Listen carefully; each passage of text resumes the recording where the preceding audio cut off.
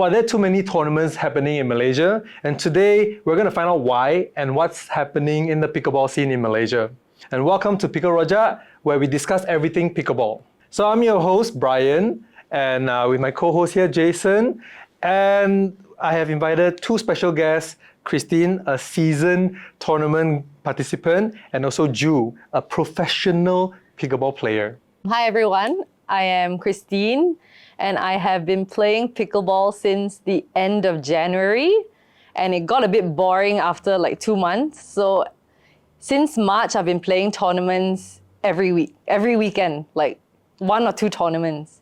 I've been losing at them like regularly, so I'm still a 2.9 in case anybody wants to partner me for novice tournaments. Hi everyone, my name is Ju. I've been playing pickleball for 1.5 years.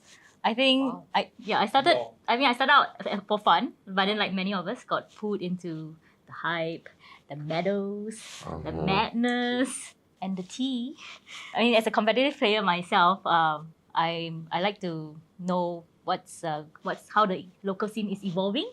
So I'm quite excited for the topics. I'm a competitive pickleball player as well, and I'm also a tournament organizer. So I run an events company called Pickle Kopitiam, right? So I'm actually been on the both side, organizing and also on the player end. So very excited for today's topic as well. So I want to talk about the number of tournaments that are happening in Malaysia just this year alone, right? We have the data. We know how many tournaments, roughly give and take, okay? So I want to ask for your guess, Christine and Ju, because we have the data, we already know. What do you think is the number of tournaments that has happened since 2025? Yeah. So just this year, right? Yeah. Big and small. June now. Okay. Now it's June, 6 months. I assume like average 2 tournaments a week. So do the math for me, So please. that's 54, about half a year, 54 weeks. 54 is...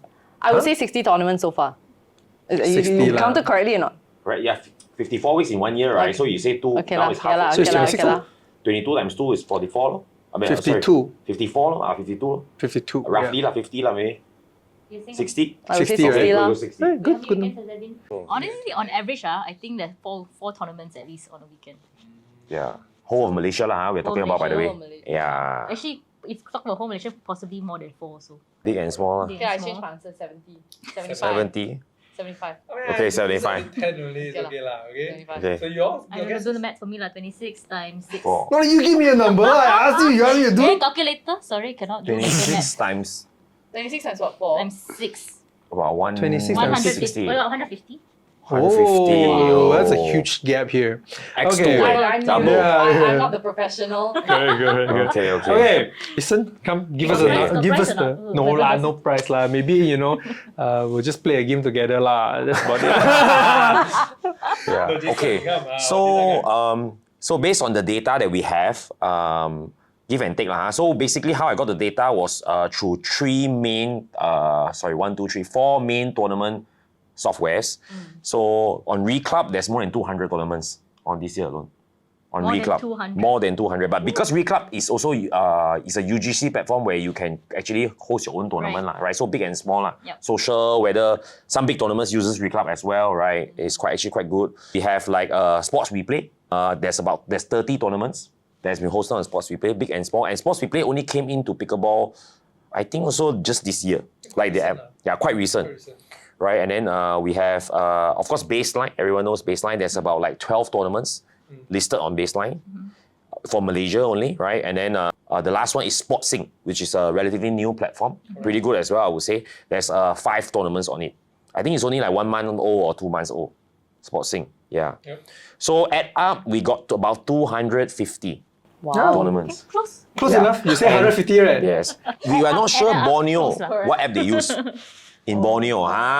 So Borneo, maybe they use other system that we don't know, or they do it manually, you know what I mean? So I guess, yeah, I think we can say that 250 to 300 tournaments at least. Actually, Yeah. Sarawak and Sabah, they do have a lot of tournaments as well. Yes, I they're have very seen, active as well. But I just never flew there for Yeah. tournament. Yeah, we just don't know about it. This is crazy. The amount of tournaments that we have in Malaysia, right? I feel like have skyrocketed. And then I have no idea why we have so many tournaments. What do you think is the reason we have so many tournaments? All comes down to demand and supply though, right? At the end of the day, I mean, people are still, you talk about, I mean, I speak to players and then they claim that they are fatigued. But at the same time, you still see tournaments Every week. every weekend. And they are still Yeah. signing up for it. Yeah. So really, I mean, is there too many? Honestly, I don't think so. Just the fact that, enough. I mean, not to say it's not enough, but I mean, is there too, It meets the It demand. meets the it meet- demand. it meets- actually is that is meeting the But demand. is it because like we're currently in the hype, right? And there's so many tournaments, you just want to go for everyone just for the sake of going and trying your luck. But don't you get tired? You guys don't get tired participating in so many tournaments? That's why I'm sort of, I have a reason for joining tournaments every week. Okay. So I keep thinking that at some point I'm gonna win something and I'm gonna go above 3. You know, my duper's gonna go up and then I cannot join novice tournaments anymore.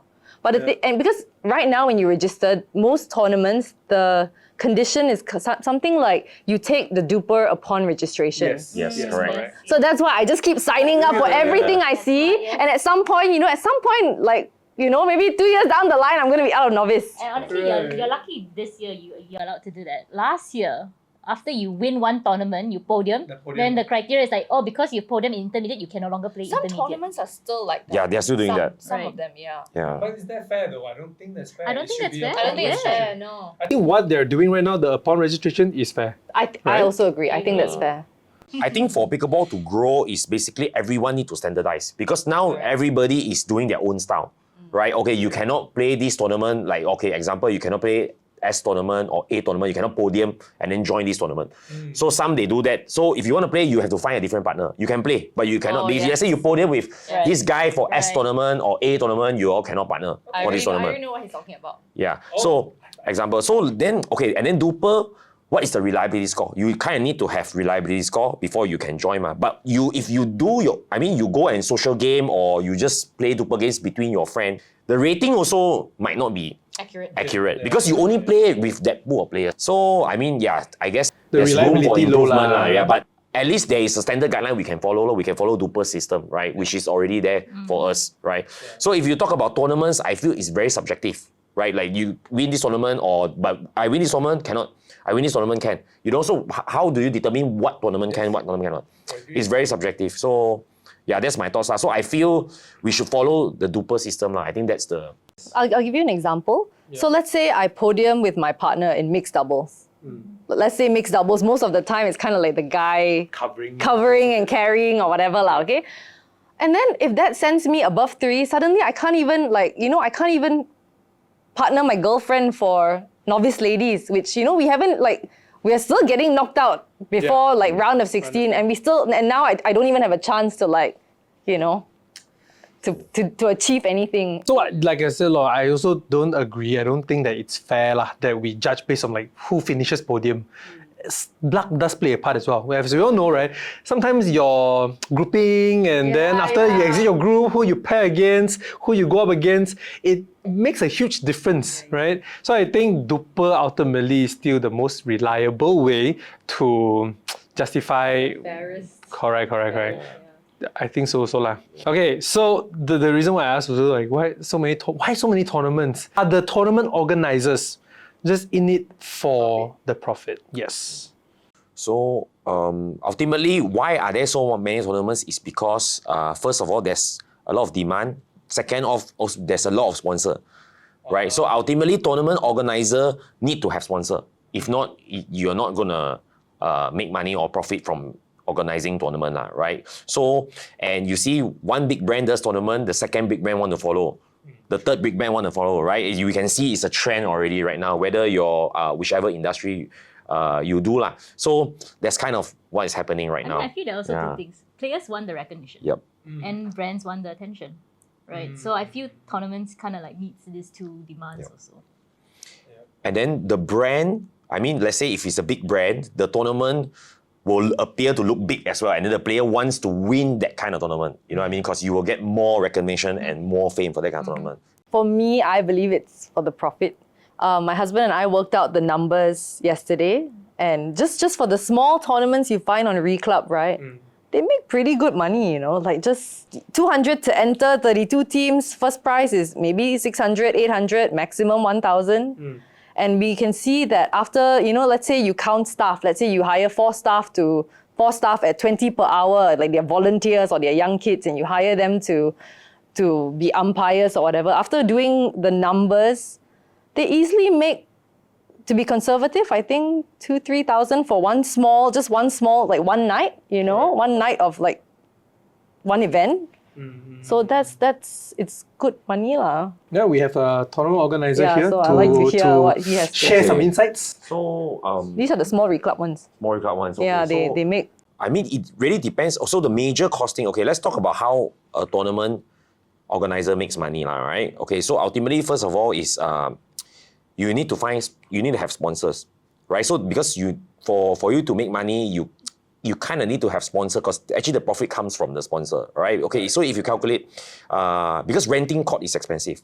Okay, of course, there's also a situation where you can get a venue sponsor, that is technically the best, lah, right? Because in terms of the costing, actually venue costs the most, right? It's the venue first, then secondly is the referees or the technical officials, your coordinator, your MC, the one you need to hire, right?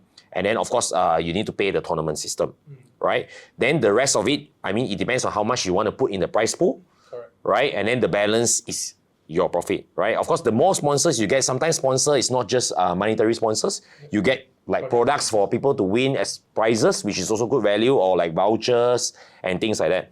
So, and I mean, okay, if you talk about the small reclub ones, I think that's relatively straightforward and easy to organize. But if you're talking about like organizing a bigger scale tournament, like 3 days event where you have team event and multiple categories, actually it's quite a lot of work, right? Because you're dealing with 300 to 500 participants. Some goes to like 700 to 800, right? Then there's a lot of like some player requests, oh, can I change player last minute? I cannot make it lah, I got injury lah, you know? So you need to have a customer service. You have no customer, you slow reply, people say that, hey, you need to hire. Then people say, hey, this organizer not responding lah, all those. So actually, it's quite a lot of work, I would say, right? And then ultimately, so it also depends, okay, do you get the sponsor yourself, or like you're actually hired by like a third party to run the tournament? So if you're hired by a third party, which means you don't get the sponsor, because the organizer is the one that gets the sponsor, right? So normally you get a management fee, right? So you charge a management fee, so which is not a lot. So it depends, it ranges from, I would say, maybe 2,000 to 5,000 per day, your management fee. But that's kind of your margin already, right? Because there's not much other things you can earn, because normally the organizer will do it themselves, whether it's like getting the beach flag or like, you know, the printing, fabrication stuff, you know. That's pretty much like that, right? I would say. So it depends. So I would say prize pool needs to be fair as an organizer. Like for myself, I always think that the prize pool needs to be fair.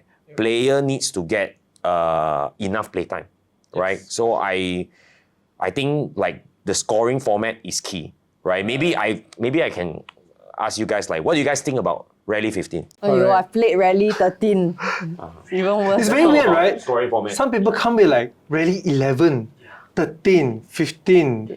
Then 21 is the playtime is long. You just want to get it over with, you know. Like you can feel it. Do you think you guys, okay, as players, maybe not Jason, okay, Ju and Christine, the money that you are paying for these tournaments, right? Do you think these tournaments are well run? I play a lot of tournaments that I find on Reclub. Okay. And I would say a lot of them, because I go in not expecting much. Yep. So I come out pleasantly surprised. Some of them are quite well run, the organizers. You know, everything's done in a timely manner. You know, they have proper announcements and stuff. Like, it's well managed. I feel it's a bit biased because like, I'm friends with the organizer. So I wouldn't, you know, there's no, I don't want to say You're it. friends with Score. No, not Scott. I'm friends with like Bryan, who organizes all those PSM tournaments. You know, so like, but I also have negative things to say, so I just rather not mention it. Do you think that the tournament is well run, right, Ju? But sorry, I just want to ask, so like you said, the small ones that you've joined, well, good. Like, but what would the registration fee be? And Okay, so most of these, the registration fee also is like between 160 to 200 Per team or per Per pax? team. Per team. so it's like Okay, that's 80 125. to 100 ringgit per player, right? Around 125 to 150, I would say, right? 160. Why you all mad so goyak one? No, No, it's 250 so what? 160, so it's between 80 to 200, 80 to 100 Oh, per player. 160, Correct. okay, 80 sorry. to 100 per player. Okay. Yeah. I heard 250. No, so but, that- and then you look at the prize money, right? Some right. first place 500 and medal, and then some of them at least. I think so far, the one on Reclub that offers the most would be PSM, where they offer like 1,000 for first place. And with a registration fee of like 160. The registration fee is 200. Oh, So wow. I mean, How many it's games? 32? 32. Sometimes like an upcoming one. I think the host told me that he was going to allow more players to join and increase the prize Prize pool. So at least he kind of mentioned that, but I don't know what is. I don't know. Like I haven't followed up with anything. Right. So then I guess that's the good ROI though, right? Like you pay 200 and then get Yeah. 1,000 cash. It could be better. It still could be better, but So what's considered a good ROI? but that is the best you can get on Reclub. How many at this fold point. do you think should Yeah. be? How many fold of the registration fee that you put in Yeah. should be on the first place?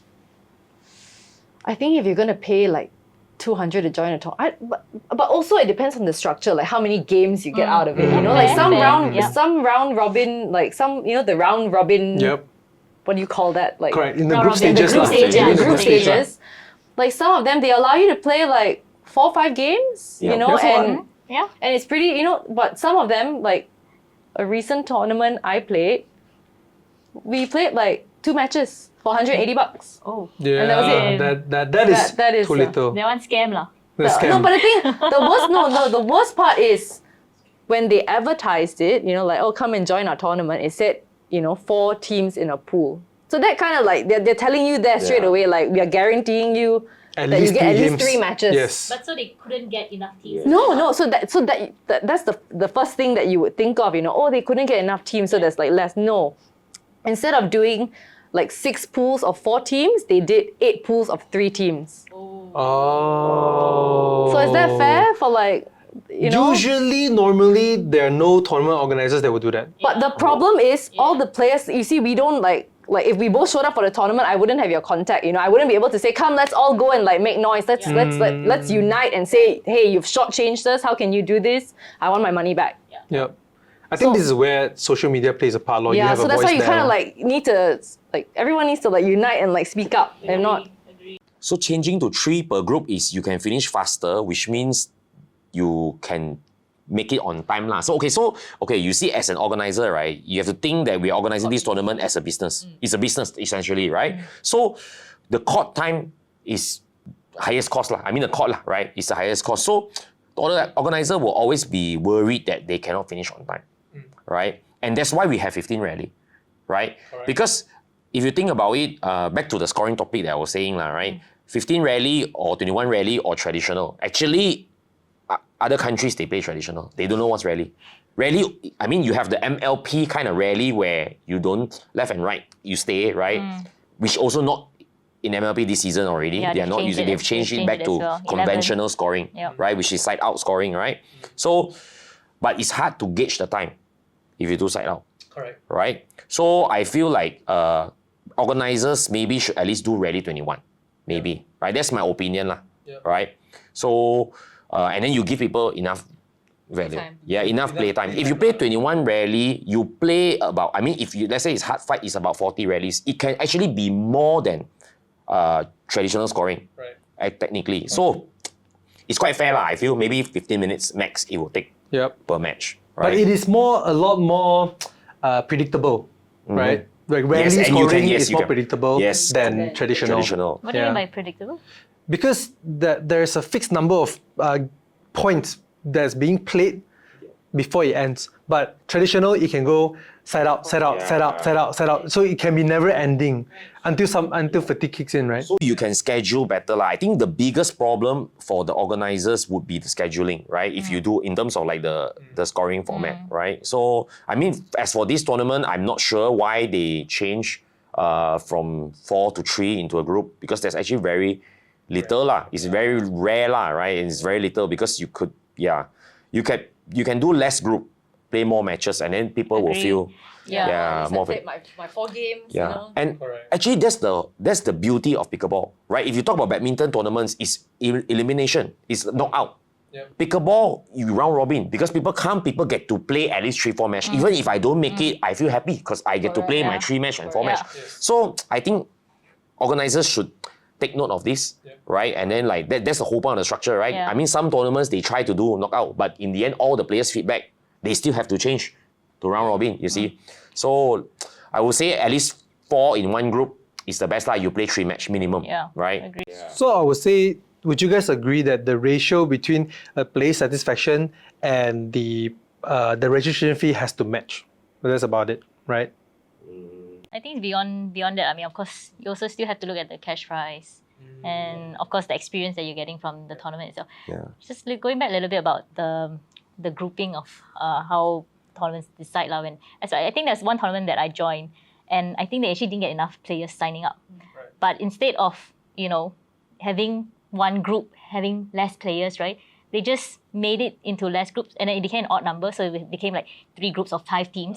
But at least you still played, you still had enough games, right? Because you're already paying for that registration fee, and they also wanted to make sure. So I felt those organizers was really good because then they wanted to make sure that the players got those game and got those play time, and so they made sure that you still got your games in during the during the group stage, and then because it's an odd number, so which means when you go into, say you wanted to go into quarters, you only had 6 teams. But then you had a few teams who gets the bye. At least 2 teams get a bye, and then the other 2 teams will then play for the quarters or semis first, and and move on. I think that is more fair, right? Yeah. So but sorry, just going back to that though. But some people feel they don't like to get a bye.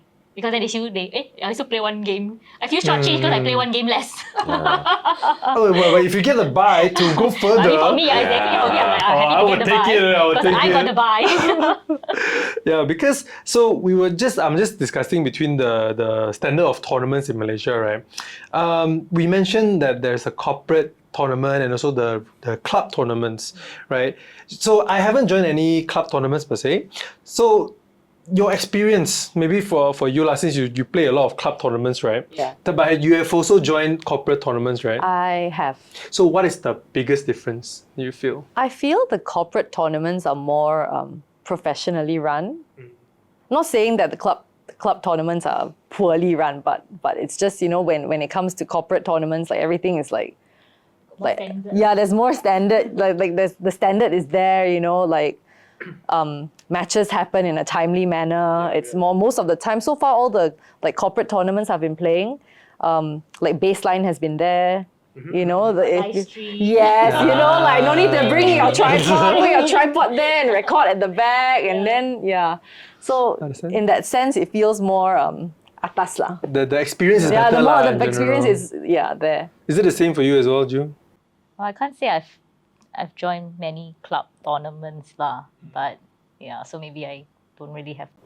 Club tournaments are more they feel more casual, and you go there and you're like, oh hey, long time no see. It's very more close knit. Yeah, a bit more and it's mostly friends, and most of the time I think it's the organizers' friends who come and support their tournament. So you can see that everybody's just friends. True. Sorry, I did join a club friendly tournament before lah. I mean, it's more wholesome lah. Everyone knows everyone. Yeah, correct. Coming. I mean, it's friendly yet still competitive. Correct. Yeah. So then you're having banters on the court, throwing shade at each other, Which you can't do in corporate tournaments, right? Yeah. True. Yeah. Jason, you have any? I've not played any club tournaments, but I've organized. Actually, I started with organizing club tournaments in Penang. And then that's how I became a tournament organizer. I just did it purely for the passion. And I wanted to actually let the Penang players know how a proper pickleball tournament structure works.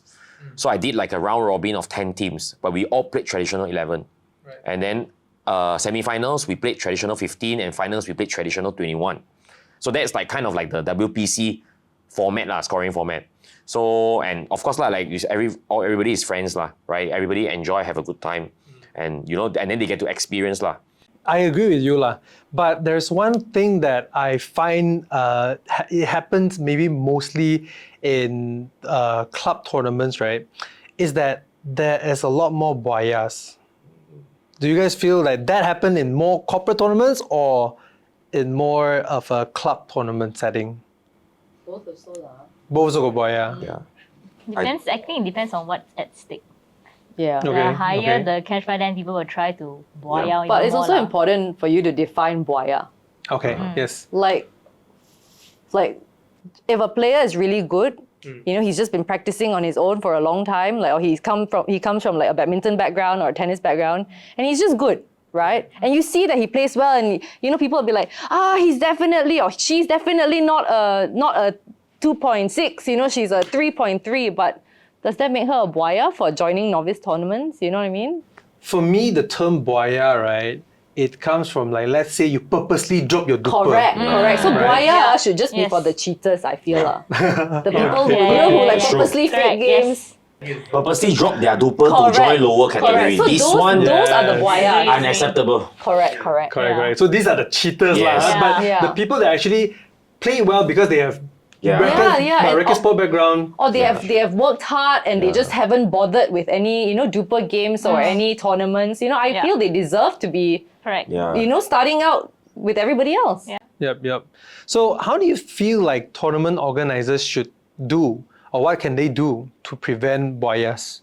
Maybe this one I throw it to Jason. I think the only way for now I see is you got to look at their duper, like really look at their track record, assess, which is, so again, this is very subjective because like, how you can say that this person is purposely lose the match to drop their duper, right?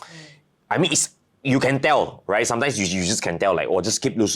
Some people they also don't know how to make it look better. when they try to, they don't know how to like make it look like more legit, right? But they can argue also, I really lose ma. You know what I mean? So, but we can do that lah, right? I think that organizers need to unite on this. Like maybe maybe somebody can come up with like a way to access it, or maybe there's a third party system. So actually, I think it is in the works. Yeah, third party system. Yeah. Yeah. I've heard. I think there's one of the platforms that's actually in the market right now. Yes. Who's actually work? I think they are closely affiliated with Duper as well in partnership to actually be able to pull this kind of data from a player's Duper to see whether they are doing any match fixing. Like legit or not. Yes. Yeah. I think they have some meter to show whether how sus this person's matches are. Right. I just feel that dupers should just be based on tournaments. That's tournaments of a certain standard, of a certain size, instead of, I can't just like fake a tournament and like, hey, come, all my friends come and join, let's like play around with our dupers, like It takes more effort to do it, right? Correct. Okay.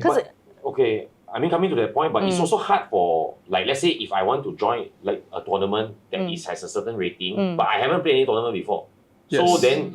then that means there needs to be a tournament that has no duper. Then you also have like the NR players lah, right? Then it becomes very hard for tournament organizer to come up with different categories because like you have 3.0 below, you have 3.5 below, you have 4.0 below.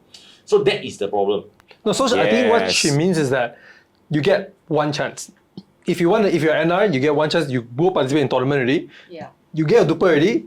Then you cannot buy But already. but your reliability score will be, it's low, Low lah. also lah. Maybe duper needs to. Can also lah.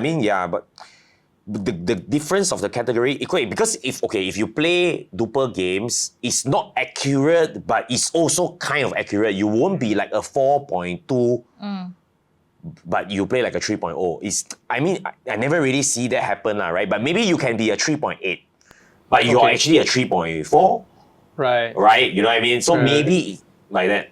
So I feel. it's like the plus minus lah, give and take a little and bit. also lah. it also depends on which part of the country you're from or where you're from, right? that is very true. Penang's game, I realized because they have a lot of duper games, their duper relatively is higher compared to like KL.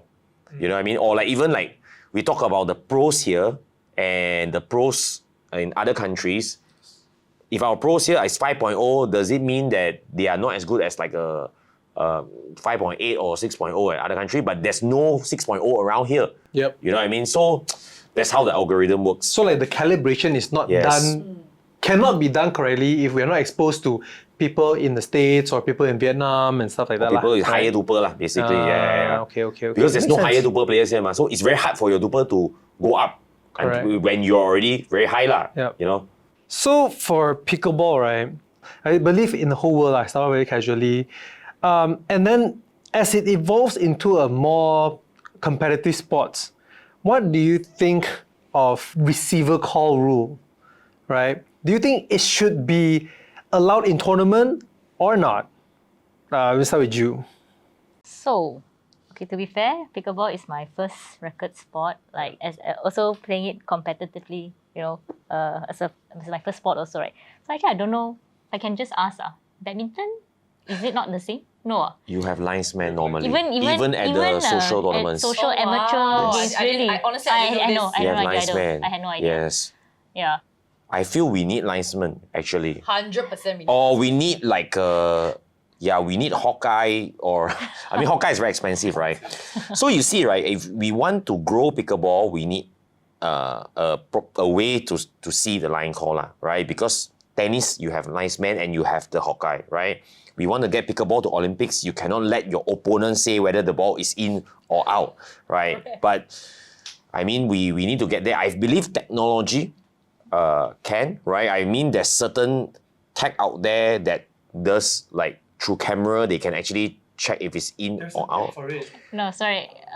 Swing vision. Same vision. No, but actually, is it PPA or even NLP? They do have that tracking, right? Where Yes. they will track where the ball lands, and then even from where the ball lands, there's this green circle. Yep. And if it's like 25% on the line, Yep. over the line, it's considered in. Even though technically when it lands, right, it's actually not even landing on the line, but because it hovers over the line, it's considered in. Yeah. Do you know that? I had no idea. I thought like the ball, the percentage of the ball, whichever touches, like we said 10%, I think. Was it 10%? Where if it's like, even if it touches the line, right, 10%, it's actually considered out. So it's actually No. a green ball within the ball. Yes. But the There's a green green marker. ball need to touch the line. Yes, there's this marker. The that- middle. yeah. So outside touches is still considered out. Yes, if the outside part is not the middle, it's like the ball, then there's one middle. It's Like like, a a marker dart, lah. it's like a Yeah. bullseye like that. The Yeah. bullseye touches the line, then it's in. If the bullseye doesn't touches the line, it's out. But from a human eye, looking at it, right, you think it's out actually. Yeah. But when you follow this system, suddenly it's in. Yep. Yeah. Basically the angle of where you see Correct. the ball. I guess we see some of this content on Instagram, right? Right, Okay, if you see from this angle, how does it look like? If you see Yeah. from this angle, but actually it's in or out. So that's why going back to even Yeah. linesmen, right? Like how many linesmen do you need though? Yeah. Actually, How many linesmen does Yeah. badminton have? I was just gonna ask. Normally two. no, more than that.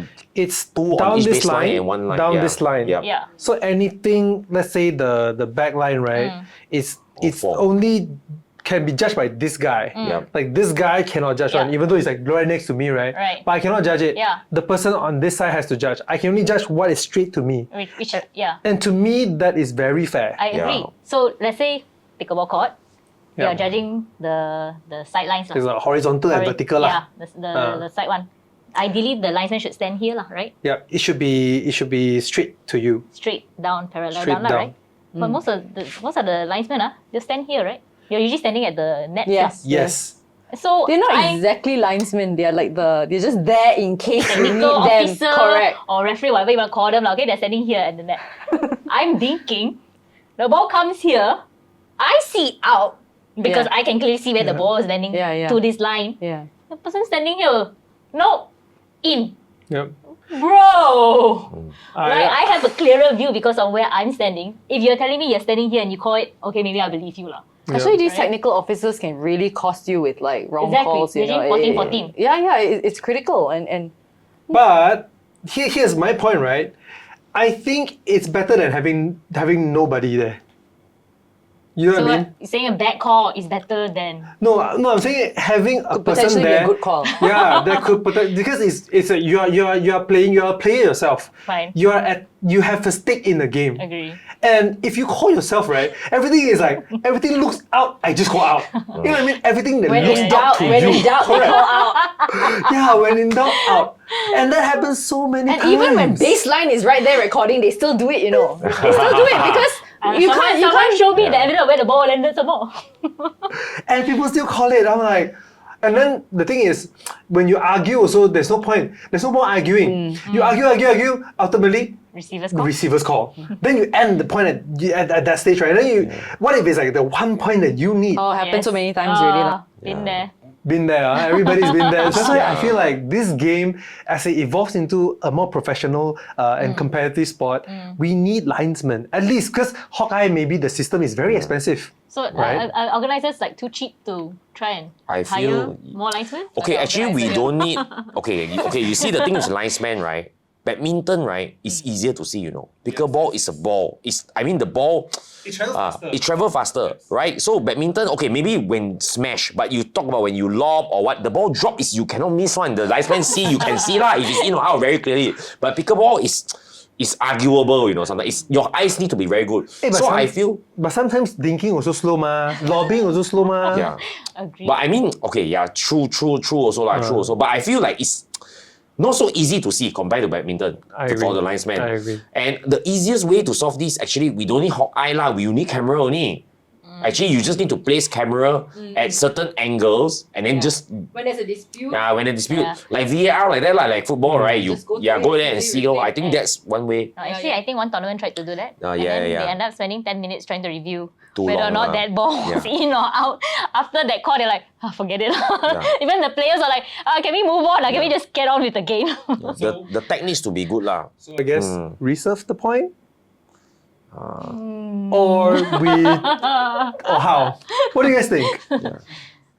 If you look at PPA, it's still receivers call lah, but you get to challenge. You see, but if you get to challenge, at least you get a chance of knowing the truth because it's correct already. If you challenge with, like, for example, using a Hawkeye. Yeah, so I think having a tag there is the way to solve it, lah, right? And but not every shot you challenge, ma. Only certain shot you challenge, ma, right? When there's a dispute, when you feel it's in, your opponent call out, ma. So it might not even happen in one game, correct or not? Yeah. So if it takes 10 minutes, you know, it's just It's just that. 10 minutes. Yeah, it's just 10 minutes. But you rather spend 10 minutes or would you rather give a wrong call and then you lose the match? But then it goes You know what I back mean? to court time, right? Yeah, true lah. But I mean, okay lah. I mean, additional 10 minutes, I think for organizers, it's still bearable. But it 10 shouldn't minutes take could be 10 one minutes. game if it's a rally scoring. Yeah, but it shouldn't be 10 minutes lah, right? So improve the system lor. That's what I say. Usually, I think like what this is like a 2 minutes thing. You go check Yes, the I video think in. 2 then minutes go is in fine. lah, And, let we've, them fire and we've call. all paid a lot of money to be there, you know. Yeah. You know what I mean? Yeah, yes. Actually, honestly, why should it even be 10 minutes? You record your own self, you go and see, you scrub the video so you know whether in or out. Correct, Like, just why is it 10 rewind. minutes? Then again, people argue one, people argue law. Oh, You it's argue, an it's your angle, camera, angle. not my camera. It's like, Yeah. Okay, so I guess we all agree that, okay, at least I will agree that I think having linesman is good. Having the tag is great, Yeah. but tag is usually more often than not is more expensive than human lah, right? At this point. So yeah, for me, I would say I'm hoping that this sport is going towards the direction of being more professionally done lah. Yes. And at least 4 linesmen. Yes, at least 4 linesmen. At least 4 linesmen. The linesman needs to be trained as well. Yeah. Yeah, needs to be trained. Agree. And then, okay, this is also another topic, right? When it comes to this, foot fault and the umpire. Sometimes I tell you, there's already umpire. The umpire, like this happened like last week. The umpire wasn't even looking. I saw so many foot fault. I was like, outside, me and some other observers were just like, hey, that's not foot fault already. That's foot fault already. That's foot fault already. We counted like 3, 4 foot faults. And the umpire was just like doing this. And then just with the phone and just recording score only. Yeah. So I feel like the umpires, the standard of... need to Okay. So for this point, right? Okay, we have to, first of all, is that person is a technical officer or is a referee? yeah. Because normally, What's the right? difference? Okay, so technical officer, basically he's there to facilitate the match. He doesn't call foot fault. He doesn't call any fault. He just make sure at the end you tell me what is your score. That's a technical officer. What's the point of him being there? He to confirm, tell you to start the game. No? So at least there's somebody to tell you to start the game. So then the tournament can run on time. Okay, 2 minute warm up. Okay, then you already, start the game, take the ball. But then you all call the score. You never hear the technical officer say, please call out the score loudly before you serve. Correct or not? Actually, then you call your score yourself. But if there's a referee, it means I call the score. You don't need to call the score. You just play only, correct or not? Okay. So that is the difference. Very interesting point. Why can't they be the umpire? Because they are not trained. Some of them are not trained. So, and then if they are we call referee lah. So normally umpire is the one that sit on the chair. Like badminton is called umpire. So the referee, they need to be trained to be a referee. So if they are not trained, so you let them be technical officer. First of all, easier to find lah, because they don't need to be so well versed, right? Or they don't need to know how to referee. They just need to understand the game, get you to start the game, and then end the game, put the score in only. You see? So then normally semi-finals onwards, then there's referee. So that's the norm lah, right? Semi-final, then you see, okay, there's a referee really calling the score out, telling, okay, you should stand here and serve and all those. If not, then it's self-officiating, we call it. So that's why they don't call the footballer. But what some tournament organizers, what I see they do is the technical officers, they will say that I will only call service fault and football. The rest is on you all. So I think that's fair lah. So the referee only need to see, easier for the referee also or the technical officer. Because I only need to see the leg. I only need to see whether you have football or not and your service. So the rest of the part, I don't need to focus, which is easier. So the job is so easy for them. Why do I even need to train? No, what is there to train then if their job is to just look at the leg? Well, more, right? Do you guys agree? Okay, but the thing is you see some of the referees or some of the people in this tournament, young kids or quite senior people, their eyesight might not be so good, or their reaction, or you know what I mean? So if organizers do that, it becomes like the responsibility is not on them really, you understand? They put the responsibility back to the player already, you see? So I'm not saying that's the correct way of doing it. I'm just saying that's what's happening right now. Because right? Do you guys agree? Yeah. I played at I'll give you two examples, Skechers and Mpang recently, and the technical officers or the people who were just there to like keep score, they actually called out all the footfalls. It was great. They also called my partners lah, but I like that. I like that there was somebody, because honestly football, ball in or out, there's something else. But football is not something I look at when I'm looking for the ball, right? You know, it's something that we all miss. It's only the people outside who can see it. So that is, I think that if these technical officers cannot call balls in and out for us, the least they can do is at least do the football thing. And I had a good experience. Yeah. I agree. So, personally, what do you guys think, lah? Okay, should tournament organizers run a tournament if they cannot afford referees? I mean, it's okay. You see, this question, right, is very subjective. Is how much budget do you have for the tournament as a tournament organizer, right? So, and then also sometimes tournament organizer, okay, you need to depend, like I mentioned, I'm running this tournament for this company, and this is the budget I have only. Example. So I can only work within this budget, right? But if let's say, okay, if I'm going to organize a tournament myself, I want to do a proper professional tournament, then of course I need to have referee. I might need to even have 2 referees in one match. Right? So it depends on the scale of the tournament. Like, so I've even run tournaments where I actually got like referees from China to come here and to do the head of referee and teach all the other referees how to do, because it was an international tournament where there's a lot of international players here. So it really depends on the budget and the scale of the tournament, right? That's what I think. But I think it's something very, very important in organizing a tournament. The question is, so should they run it if they cannot afford? Yes. If there's no budget for it? I mean, but let's say the club tournament, you all want to play, but there's no referee, will you still join or not? I think at the end of the day, it's all about managing. It's all about but it's also managing the expectations. Yes.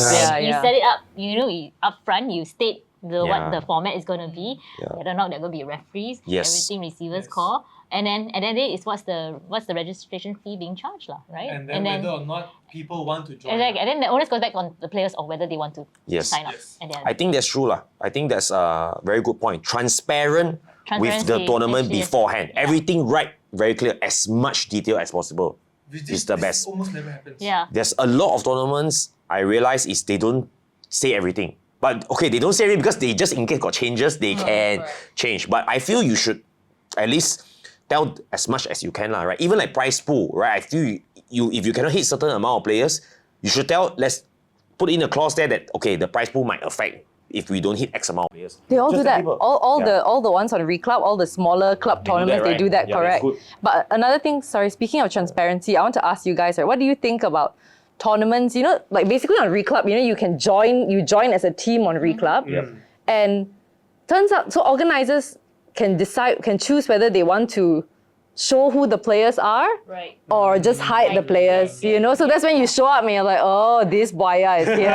Oh, that. So because when they're not transparent with the players joining, right? That's when other players don't get to like, hey, you know, like you don't get to report that. I know that guy. He's Yes. you know, like I know he's won these tournaments. I know. Yeah. So you just show up and like it's too late to do You're anything. in it for a surprise already. Yeah. I So think the norm is everyone should be able to see who Who has participated joined, once yeah. the draw is out. once the draw Not is out. before the draw is out. Right? So when the draw is out, then that's normally You still have like time to dispute lah, right? yeah, but Yeah. yeah, because normally the draw can be out 1 week before up to right, or some they more last minute, right? Maybe 3 days or some even 1 day lah. But they tell you your category is what time, right? So when you can see the draw means you can see everybody's name there lah. So it should be like that. Yeah. You can still dispute if the person is caught cheating, right? Or disqualified. On the day itself, when you show up, already, there's like no, like it's Yeah, just it's only on the day itself, Yeah, on the day right? itself you Then show only up. they reveal correct. the Then no, teams. they don't even reveal the teams. You just show up and you see the players there, and you're like, Ah. oh, that guy, oh, this, you know, like. Yeah. I think that shouldn't happen lah, because who do you? I mean, later somebody replaced with another player, you also don't know, right? Yeah. You Only the cannot- host knows, right? Ah. Only the tournament organizers No, knows. only organizer knows only. Sorry, So- I just want to say the tournament that I joined, where I paid 180 to play two ladies doubles matches, right? When we checked in, they didn't check our ID, they didn't check our duper, they didn't check anything. I could have been anybody Yeah. showing up as whoever to play. They didn't check anything. They check paddles. No, of course not. Lucky. Better checking is a Pedal. whole other thing already. Yeah, no, please, don't even hope. Yeah. But at least this one, they need to do their due diligence, Yeah. At least get the right person to play lah. What if, yeah, correct. What Correct, if the there was- person The is... norm normally is at least you need to have your ID. Yeah. Okay, check duper. A lot of most tournaments actually don't check lah. Yeah. Right, because when you register, they check already. They should- With yeah, the they should check name behind. and but so the ID is compulsory. You need to show your ID. Yeah, to show who Right, registered. and then right? of course check paddle also lah. Right, you need to. But these days, I mean, they're all pretty lax about Paddle. Lax. right? They're so lax that I honestly wonder, because you know they say that when you register, you're supposed to show your duper to them. Some Okay. organizers don't even ask for your duper. Like they don't. I honestly wonder if the organizers bother to check. You know, when people are just rushing to sign up, like Yeah. do they really go into everybody's account and look? Is there really, and it's duper upon sign up, right? So I honestly don't. There haven't been many organizers who have asked me for my duper upon sign up. But I think it depends on platform. I mean, these days when I'm signing out on certain platforms, you are asked to key in your duper ID Yep. and your Yes. duper Yeah. rating as Yeah. well. Yes. And I'm assuming once I key in my duper ID, I'm assuming that the platform will, I don't know Will whether they'll pull check lah. Will actually pull the info and info stuff. Yeah. from duper itself to actually check that, okay, if I'm signing up for below 4, I have to make sure that this person's duper is definitely I below guess this is 4. more for like the club reclub tournaments, you Yeah. know, where okay, it's yeah. Because recap tournament, technically, you can just replace your own account with another That's duper. true. You're right, yeah. Then the duper changes That's already. true. Yeah. Yeah, so not so reliable, which needs to take extra precautionary steps to find out the person's true duper, because you can own multiple duper accounts, which you're not supposed to, but Yeah. you can, Yeah. right? Yeah. It's only like once you get caught, then too bad lah, you know. Oh yeah, but then it's too late already. Sometimes they podium already, then only you find out, hey, this person is there. You call them out, so they already won. But I think that's the risk you're also taking to when you sign up for all these kind of reclub tournaments or these booking now yeah. club tournaments, right? Which is true. Yeah. Which is true. Do you guys actually, just a quick question, do you guys perform better or worse during a tournament? Let's go with Ju first. I mean, no matter what lah, going into a tournament, it's always going to be different from rep playing. Right? I think especially my first few tournaments, you feel those nerves. Every ball you hit is like extra clutch. Too extra high. pressure. Yeah. Don't pop the ball, don't pop the ball. Yeah. Yeah, so, and I think the only way for me personally, to get over it is to actually play more tournaments. Yeah. Get used to playing under pressure, Yeah. right? So I think when you condition yourself to play more tournaments and you get a better sense of what it's like to play under pressure, then you condition your body to be able to perform lah. But at the same time, it also helps to have a good partner lah.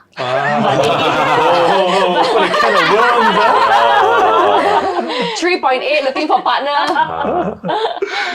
Yeah, understand. I think that maybe another No, but I definitely agree with you. Like the partner's mentality does affect you on court. Yeah. Imagine the person just you look behind and suddenly black face like that.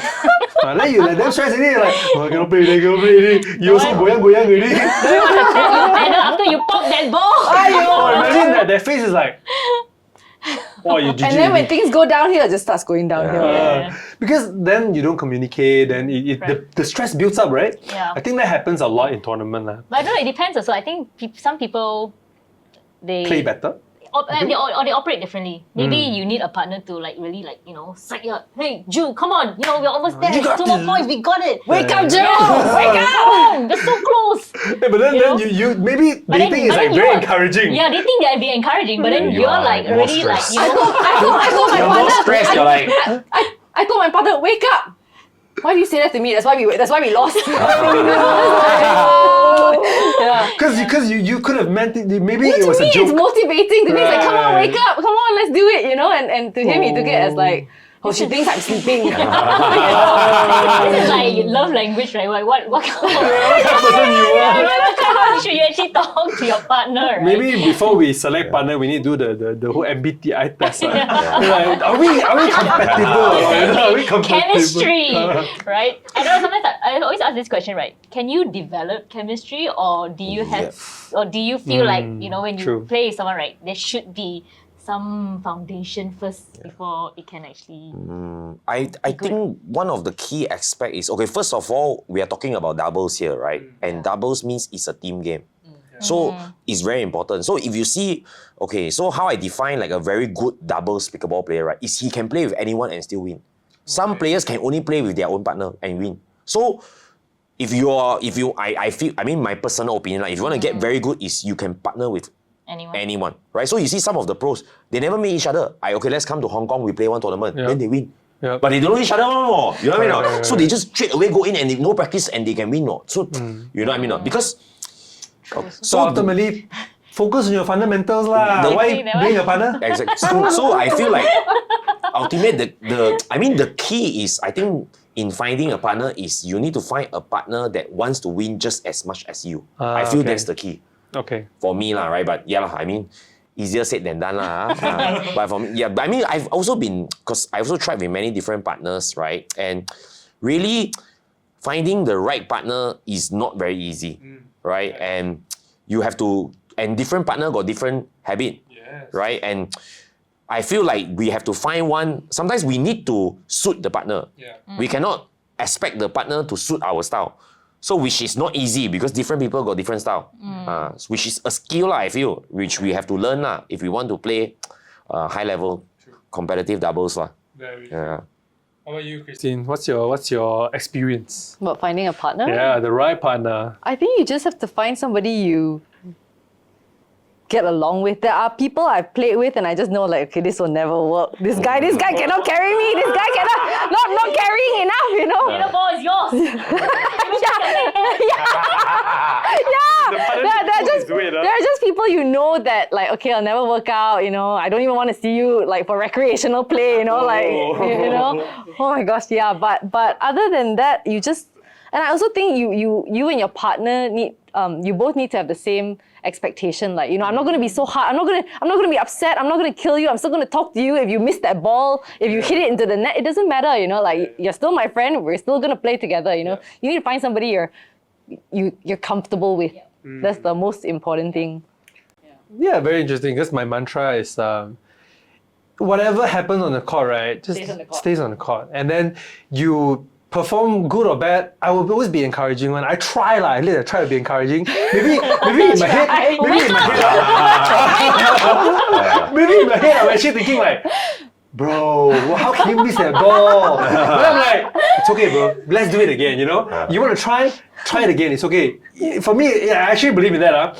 If you are under pressure, you're trying to drive a ball and you miss a ball, I would say, keep driving. Maybe until the third drive already, still cannot work, then you change. If you're still driving until the 10th shot, you're still driving, there's something wrong with my partner already. That's what I believe in. So I would say, I always tell my partner, keep doing what you think is best.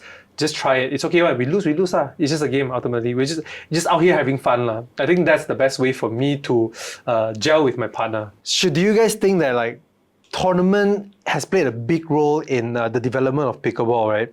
Do you think pickleball should remain as a very social, laid-back sport or a very competitive sport? What do you guys think? I think two prongs, right? I mean, I think there are people who really just take it as cardio. Exercise, yeah. You know, just play for fun, like enjoy the game. It's also a very social game, right? You book a call, you have your friends, your friends over. Who can make it?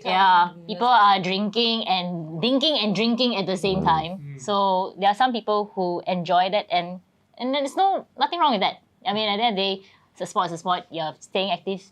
Maybe not the drinking, but good for you. And then there are people like the likes of take it further, challenge themselves. Clearly, like the likes of all of us, seasoned tournament players. I mean, we're to tournaments already. Like, Yeah. there's just no. We're all competitive by nature. Or at least I think us by nature, we're all competitive. That's why we're joining these tournaments, right? We compete, we want to win, we are kiasu. So in doubt, call out, right? You know, that kind of thing, right? I don't do that, huh? I don't do that. Nah, not me. Yeah, so I mean, and I enjoy it because I'm naturally competitive. Like I enjoy the competitive side of the sport, and that's why I also play the game, and I want to improve. And I feel the game, like you can see, right, these days people are actually drilling, and you can see the level of play has increased in the last 1 year or so. Since I've started playing, which is nice, right? Because then your rallies go beyond the fourth shot now. Last time we're all like three Out into the four rally dings. games, no dinking. And these days, like suddenly your rallies are beyond 15, 20 shots, and My that's game when still no dinking and obvious. All just bangers only, just bang. And it works. Yeah. And it works. women's doubles games is the same. Volley. Yeah. Yeah. So, how about you? I think pretty much the same lah, but maybe I will share a little bit on why I think it's so addictive. It's because of the I mean, for me personally lah, I mean, like what Joe mentioned, of course there's two kinds of different player lah, right? Social and competitive. It kind of feel like a game, as in like a computer game, right? Or like Dota. Like you play Dota, right? You know what I mean? So like you get your MMR, you farm your level and things like that. So it feels like that because your duper can keep on going up and you keep on joining tournaments. So you win podium, it's like you have a badge now. You know what I mean? It gives you that kind of feeling, right? That's why it's so... People are not tired of tournaments because every week, it's something to strive for, and pickleball makes it feels like you're not very far away. You know what I mean? It gives you that illusion that actually I'm not very far. Like you play, you know, it won't be like, you know, like or tennis or like you will get 6-0, 6-0. Like you go into the game, you already know you will lose. But in pickleball, you will still feel like, whoa, I actually have a chance, or I can be even score until like 10-all, then okay, maybe I lose after that. So you will feel like, well, actually, I'm not that far away. It gives you that. I'm not that bad. Yes, I'm not that bad. So it gives you that kind of feeling, right? It's false hope, maybe like some say. it's a pickleball effect, right? It's a pickleball. I call it a pickleball effect. So it gives you a feeling, oh, actually, I'm not bad. Actually, I got chance. So then it keeps you keep going. Oh my God, in a way. that's me. Right? It keeps you keep on going. Yeah. So you keep actually cannot. After you play red game, let's say for example, play with like a top player in the country or what? Whoa, actually got 5 and lose by 2 points only. What? I'm actually 2 points away from being the top. It gives you that kind of feeling. The best one is the person in the same round robin stage, right? They make it to the podium and you're like, I just lost to them. I lost to them by 2 points, you know? No, that sometimes it's like you beat the person at podium, but you didn't make it at the knockout. Then it's like, oh, actually, I beat the podium player. You know, actually, I have potential. I will finish at the podium next time. Can someone be proud lah? Can someone be proud? There's It always gives you hope that, lah. yes, You always leave yes. thinking, I'll do better. I can win the next time. Yeah. Hashtag road to 4.0. Hashtag road to 4.0 lah. How about you, Christine? How do you feel? About the game being competitive Or do you think it should be more socially laid back? I think both are good. I think, for all it's a beautiful game. People of all ages can play. People of all sizes can play. Right? No, you know what I mean? You know what I mean? Like everybody, it's I think it's great. It gets everybody moving. So those who just want to play for fun, even, sometimes nowadays there's so many courts. So every time I show up at a court, I see a lot of casual players because they've managed to book the court, right? And they're just having fun, they're just moving. They don't have to be serious, but it's great for casual players. Correct. And then like the competitive side, I just think that people just keep wanting to, it's just like he said lah, like it's like a game. You just keep wanting to like level up, collect these badges, or like see what you can accumulate. Like that's what I'm trying to do in my novice category. See what I can accumulate before I go beyond 3. Go for the intermediate later. No. After that, I'm taking a break. Oh, once again, Once I'm beyond 3, I'm taking a break. I thought it's always like there's always the false hope. Man, we talk about false hope. No. already, what? I'm not delusional. Okay? I accept that. I enjoy banging. This is my limit. Right. So, yeah. And I 100% I agree with you. And so I'm just going to close it off here, okay? Okay, I mean, because I agree with all the statements that you guys have made. I also think that this sport should be both, because I'm also a competitive player, but at the same time, rec games with my family, with the friends, it feels good, Sometimes just take a step back, I'm still able to enjoy the game, even though it's not like purely competitive. So I truly find this like a beautiful sport where I could lose a lot of weight, which I did. Yeah. So yeah, here's where I'm gonna end the podcast. Before we end it, Yeah. can we tell new players who are interested in joining tournaments what they should be looking out for in tournaments? that's Basically, it is price, entry fee versus the prize pool, like don't get ripped off, don't go and pay 200 to join and then first prize is what? $400, like this kind of thing, like, see what's worth it for you, see how many games you get out of it, look at the structure. And, another important thing is I think the venue, because I've shown up at certain venues and I was shocked that, the glare is so bad, like, if you're interested. Wind tunnel. Yeah, all this stuff, correct. It's just wind, like it's This ball confirm going out and then somehow manages to land yeah, to catch correct. the So line these at are the things that baseline. I think a lot of new players, like when I first joined, nobody told me what to look out for, I just simply signed up and I was, oh shoot, I'm playing under the hot sun, So I think it's very important that like you check out the courts first before you sign up. You go there and if you can, you go and even try out the courts at whatever time, And one more thing is, try to go for like organizers who are more transparent with their players who join. Because so many times I've been shocked by the players who show up there. And what else? Anything else? I think People who are interested in tournaments. I think you pretty much cover it, but I mean to go a little bit more detail, I feel like scoring format and the group, format, yeah. like how many match you're getting. Yeah. I think that's ultimately the key, right? Because you go there, okay, prize pool is important, but actually, I mean, for me personally, as a player's perspective, I'm putting on my player's hat, is how many games can I get? And what is the scoring format, right? Okay, the prize pool is, okay, of course, if the prize pool is high, it's important, but actually that's the key, right? Because for example, if I'm going to open tournament or there's going to be international player coming, I don't want to play 15 ready with them. Come on, I pay, I know I join this tournament, I'm not going to win, but I want to play with the top players that I normally don't get a chance to play. So for me, that's my motivation to join a tournament. So, and when you play that kind of tournament, you want to play at least a traditional 11 scoring format or, even worst case 21 rally. You know what I mean? Yeah. So I feel like, and then there's like a not misconception, but like a lot of organizers, what they do is like, okay, the novice one or intermediate, they just play 15 ready, can ready. But the registration fee is kind of like the same. Or, okay, sometimes it's a little bit lower. Okay, it's slightly lower, right? So I feel like they should also play like at least Ready 21, maybe, I don't know what you guys think. I feel ready. So I think Ready 21 is, I feel okay lah. Even you play 3 match, you're done, right? Yeah. I feel it's okay, right? Actually, you make it, then okay, you continue. Just be more generous. Yes, after all, okay, it's 6 more points only. Yeah. It's actually not a lot. I mean, you maybe like, okay, you stretch out 6 more points, you stretch out like another 20% additional costing for the court fee, maybe. That's about it, right? So I feel that's key lah actually, because 15 ready really is just too short, man. Sometimes like a coin flip. Yeah, it's exactly. Yeah.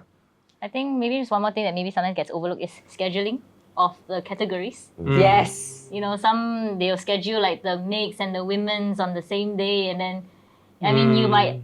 If you're still in your teens and you have all the energy in the world, then maybe you can last the whole day. True. But sometimes I feel I think organizers can be better with choosing how they want to schedule the categories that needs to be played. And then especially, what do you guys think of the ones where they split the group stage and then the knockout on 2 separate days? Oh my goodness.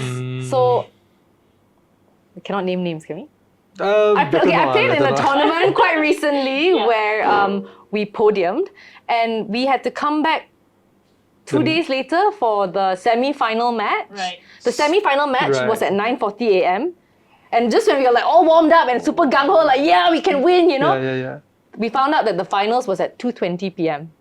So from 9:40 to 2:20, what the heck are we gonna do, man? Same, you know? same. Okay, you know what I'm talking about. Exactly. Okay, You cool off exactly. already, you The, know. what, and the worst, luckily, Same luckily, situation. right after the finals, luckily we're just like, okay, you know, forget this. We're just gonna go back. Whoever wants to collect our you know, I'm sure our friends hanging around can collect the trophies for us, whatever. And luckily we did that because prize giving was only at like 8 p.m. Oh, So if you actually long stay there for delay. the whole day, it's like, what do you think? The players got nothing to do. We got It's bizarre. You- Yeah, actually, I feel it's like, Actually, it's super tiring for players. Correct. You know, to be Yeah. hanging around, and then even splitting different days to play your knockout and the group stage, right?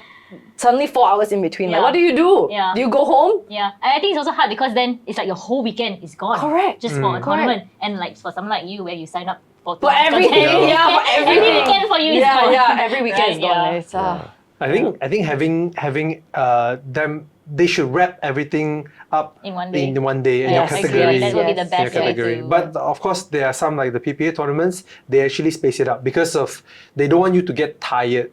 Like they want you to be at your peak performance. Yeah. But that only happens for the pro plays. Yes. Like for the novice, intermediate. The structure, you see, because PPA plays best of 3, traditional 11, finals is best of 5. Correct. So Yes. of course you have to, You need because some they are playing rest so lah. many games. Yeah. They play one best of 5, sometimes we play one whole tournament, also maybe we don't play so much as them. Right? That's Actually, true. if you think Yeah, about it, right? Correct. So, Exactly. So that's the thing lah. So I feel like, okay, tournament organizers should really understand how pickleball tournament work. I feel like some tournament organizers, they don't do enough research, or they are not pickleball players themselves, and they just organize tournaments, right? They just organize. So it's like, I feel like that's the thing lah, right? So I feel tournament organizers, should do more research lah and see how tournament is being run, right? And then I always put myself as a player, if I'm in this tournament and I have to go through this, is this something that I would like or not? And then from there, you adjust from there. So if you're a player, you know that kind of thing. If you're not a player, you won't know, right? Because you just do whatever that you think that is that benefits you lah, I guess, right? As an organizer. So I think that's key lah. So if people are looking to join tournaments, they need to Like, look just into all really these look things into lah, all these yeah, things before exactly. simply blindly Yeah. signing Correct. up. Yeah. Venue is key also. lah, Correct. right? Yeah, venue. It's not just about the glare and the wind, right? It's also about the venue got place to sit, or like do you need to bring your own moon chair there? You know, some don't even have place to Yeah. put your stuff, Yeah. right? And Yeah. then, of course, some don't even have place to watch the match. Right, I mean, not everyone has live stream lah. Then you cannot even. Sometimes when you cannot even watch the match, you're like your family want to support you, want to be there. Also, they also having a hard time, you know. Have to see from very far or through the net, you know, or cannot see. There's nowhere to sit nearby. There's, Cannot see, you know. correct. So I think all these things we need to take into consideration, lah. Right? All this adds to the experience of Yes. being in a tournament as well, Yeah, right? because some of the courts are not built for tournaments. Exactly. That's Yeah. about it. Yeah. So organizers also, they should actually like heavily, you know, you don't just Find simply the like right because this court owner offered you like this court, hey yeah, please I give you discount, you come use my courts. Yeah. They shouldn't lah. They Yeah. shouldn't. Thank you, Christine and Juve and Jason for joining us today. And stay tuned for more pickleball episodes with us here at Pickle Roja, and where we talk all things pickleball. And if you have any good or bad tournament experiences, do share with us in the comment section below. Okay, until next time, see ya. Bye. Bye. Okay, so thank you so much for joining us today. Here's where we're gonna wrap up, right? Because I need. Yeah, all our baju all okay. Make sure that all okay. Everybody stand by. Hi, Tammy. Just now wasn't recorded, man. Intro, right? Oh shit. It's like- Okay. I'm a below 4 player. I'm a 4.0, but You can say above 3 ma. I'm a 3.0. So stay tuned for more pickleball. Sorry. Stay tuned for more Jason's episodes. looking at you like what? Hit the follow button. And if you have any bad experiences with tournaments, do comment down in the comment section below. Until next time, see ya. Only bad experience. That's why. Only bad experience. Share your experience. Share your Good or bad. Wait, I just burped your pizza. Sorry. Yeah. Thank you for joining us today. Do I address them? Forgot my name. No, because just like you asked me to address them.